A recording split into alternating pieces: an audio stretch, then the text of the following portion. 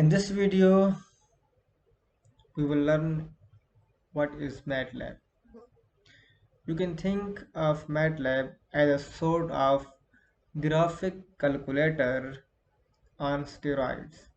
It is designed to help you manipulate very large set of numbers quickly and with minimal programming.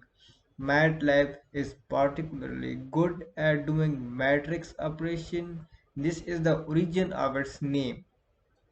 It is also capable of doing symbolic computations, and it has a huge number of built-in packages that will do things like image processing, design control systems, machine learning, bioinformatics, and much more. It also capable of communicating with a lot of hardware. For example, you can use it program or communicate with Arduino. Thank you so much for watching video.